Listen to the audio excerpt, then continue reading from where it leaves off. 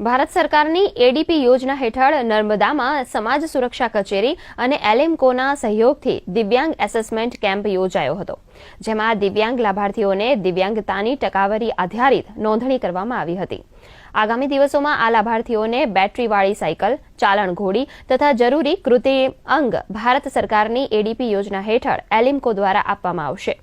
મહત્વનું છે કે દિવ્યાંગોએ ગુમાવેલા અંગો કૃત્રિમ રીતે મળી રહે તેઓ સામાન્ય જીવન જીવી શકે તે માટે કૃત્રિમ અંગ નિર્માણ નિગમ એલેમ્કો સંસ્થા કાર્યરત છે, જે હેઠળ નાંદોદ તાલુકાના 100થી વધુ લાભાર્થીઓની નોંધણી થઈ ચૂકી છે।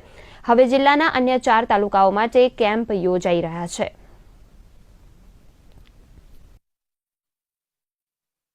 નર્મદા જિલ્લાના દિવ્યાંગો લાભાર્થીઓ માટે દિવ્યાંગ અસેસમેન્ટ કેમ્પ રાખવામાં આવ્યો છે, મૂલ્યાંકન શિબિર કહે છે।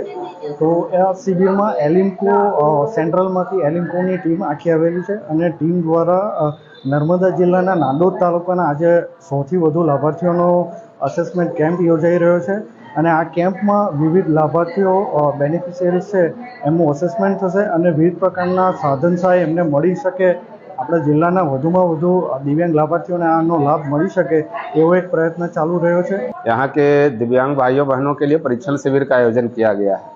इसके अंतर्गत इन सभी के दिव्यांगता को देखते हुए इनके लिए विभिन्न प्रकार के उपकरण लिखे जाएंगे, जिसमें motorize tricycle, normal tricycle, wheel chair, बैसाखी, क्रचेज, सुगम्य केन, सीपी चेयर, अनेकों तरह के उपकरण हैं जो इनकी दिव्यांगता के हिसाब से इनको लिखे जाएंगे।